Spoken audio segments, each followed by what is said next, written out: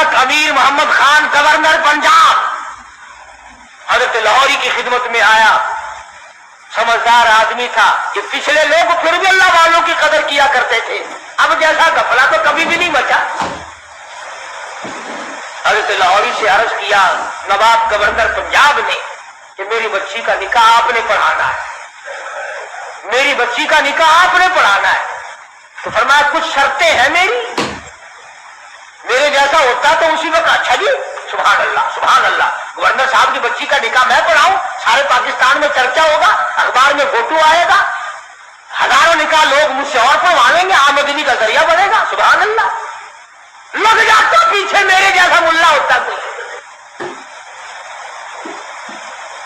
Governor साहब का पूंजड़ा पकड़ के पुच्छल पकड़ के पीछे पीछे लग जाता, मगर वो लाहौरी था, दुनिया पे थूकता ना था। कहा गवर्नर साहब 3-4 शर्तें हैं मेरी।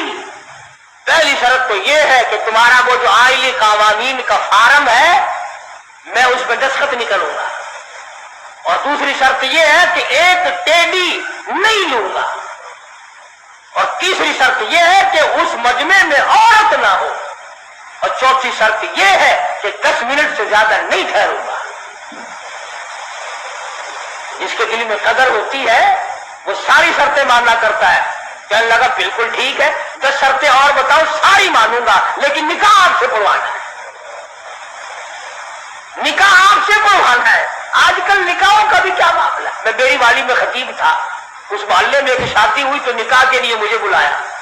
बारात आई थी लाहौर से, सारे ये पतलुल्ला वाले थे, खची खींचे कचाए, जैसे घोड़े का साथ नहीं खींचा रहता टांगे वाले घोड़े का, बिल्कुल कसा हुआ साथ। अब खड़े सारे, मुझे बीच में खड़ा कर लिए, कहा हाँ जी पढ़ो निकाह। मैंने खड़े खड़े कि हाँ और क्या। मैंने यारो ऐसा निकाह सीखा ही नहीं जो खड़े खड़े पढ़ा दो। मैंने कहा याद रखो अगर मैंने खड़े खड़े निकाह पढ़ा दिया ना, ये दूल्हा और दुल्हन सारी उम्र भागते ही फिरेंगे, ठहरने के नहीं।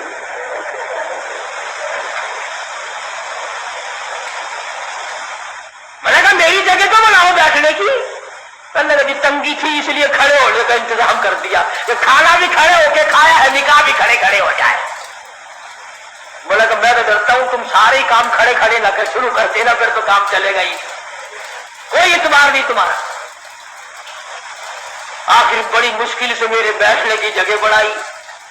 कहने लगा कि दूल्हा तो खड़ा रहा। अरे मैंने कहा निकाह तो इसी का है ना, ये निकाह ही मैं खड़ा हुआ पढ़ा दूंगा, खड़ा हुआ निकाह पढ़ा दूंगा फिर। और बड़ी मुश्किल से यूं पैर फैलाकर, जैसे कुत्ता नहीं बैठता उसने यूं पैर फैलाए, पीछे से पड़ाक करके पतलून फट गई।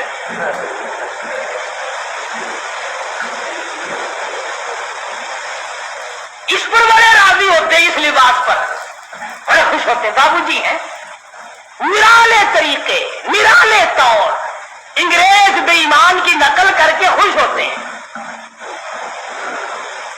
देखा होगा ना आपने लोग, देखो यहां जेबें लगती हैं, यहां जेबें लगती हैं, और ये कहीं यहां पीछे जेब लगाए फिरते हैं। प्लेटफार्मों पे, किले पे कभी कभी जाओगे ना सर्दी के मौसम में, ये पीछे से निकाल कर खाते देखोगे आप, यूं चल वो जो चाप रहेंगे निकाल गई पीछे से। देखने वाले को नफरत आती है कि जेब कहां लगाई है, यहां कोई खास दरबार है। नोट भी यहीं से निकाल के देते हैं। पिछले दिनों में पेशावर जाने लगा तो वो टिकट ओके कहते हैं, टिकट ओके कराते हैं ना, तो चानस के लिए एक बाबूजी खड़े थे, उसने कहा जी पैसे निकाल लो आपको टिकट। मैं बिल्कुल मिला हुआ खड़ा था ना, वो यूं झुका, मैंने शायद को नीचे कागज गिर गया, मैं खड़ा था उसके दाईं तरफ, नीचे झुककर यूं पीछे को हाथ किया। मैंने कहा लो बदबख्त पीछे से निकालेगा पैसे, ये क्या तहजीब है। तो गवर्नर पंजाब ने, अल्लाह उसकी मग़फ़िरत फरमाए, हम सब गुनाहगार हैं, बहरहाल जब तक मलक अमीर गवर्नर पंजाब का रहा, गवर्नर हाउस में औरत कदम न रख सकी, औरत जात कदम न रख सकी। और जब ये अल्ले तड़ल्ले आए फिर ये औरत के बगैर लैट्रीन में भी ना गए। मैं अर्ज़ कर रहा था, बात किसी और तरफ चली गई कि हजरत लाहौरी रहमतुल्लाह अलैह ने ऐसे वक्त में भी वो बादशाहों के सामने وہ گورنروں کے سامنے، وہ طالب علم اور فقیروں کے سامنے یکساں ولی تھے، بدلہ نہیں کرتے تھے۔ چنانچہ وہی شرطیں پوری ہوئی، حضرت نے جا کے نکاح پڑھا دیا۔ تو مولانا عبید اللہ انور فرماتے تھے کہ ابا جان کو جب غسل دیا گیا تو آخری وقت میں نے اس رومال سے داڑھی صاف کی تھی، 17 سال گزر گئے، ہمیں آج تک عطر خریدنے کی ضرورت نہیں پڑی، اور قبر کی مٹی سے بھی خوشبو آئی۔ لوگوں نے کہا کسی مرید نے سینٹ پھینک دیا ہوگا، لیبارٹری والوں کو مٹی دی گئی، انہوں نے ریسرچ کی، تحقیق کی، تفتیش کی، اور رپورٹ یہ دی یہ وہ خوشبو ہے جس کا دنیا میں وجود ہی نہیں۔ اس لیے میں نے یہ آیت آپ کے سامنے رکھی کہ کتنا ربنا ربنا آدمی کرتا ہے، مگر اس وقت کے ربنا سے کچھ نہیں بنے گا۔ اب کی یا ربی سے بہت کچھ بن سکتا ہے۔ وقت ہے مانگ لے، وقت ہے کمائی کر لے، وقت ہے ان راتوں میں کچھ کمائی کر لے، وقت ہے ان دنوں میں کچھ کمائی کر لے، وقت ہے دولت کما لے، قبر بنا لے، حشر بنا لے، قیامت کے دن کا سایہ تیار کر لے، قبر کے لیے بچھونا اور بستر بنا لے، روشنی اور لالٹین کا انتظام کر لے۔ اب وقت ہے موت کے وقت کی پیاس کے لیے آب زمزم تیار کر لے۔ تمام چیزوں کا وقت آج ہے،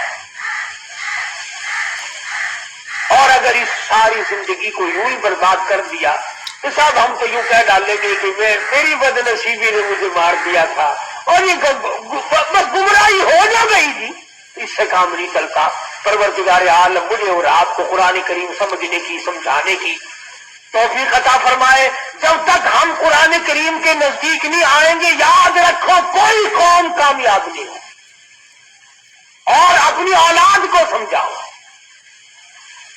2-4 آیتوں کا لکھے پڑے حضرات ترجمہ دیکھ لیا کرو، کم سے کم پتہ تو چل جائے کہ خدا کے کلام میں ہے کیا، حکم کیا ہے، خدا ہمیں کہنا کیا چاہتا ہے۔ دھمکی کا ہی پتہ چلے گا، اس کی رحیمی کا ہی پتہ چلے گا، اس کی کریمی کا پتہ چلے گا، جنت اور دوزخ کے واقعات اور ان کے مزین ہونے کا، اور دوزخ کے اندر شدید ترین عذاب ہونے کا پتہ چلے گا۔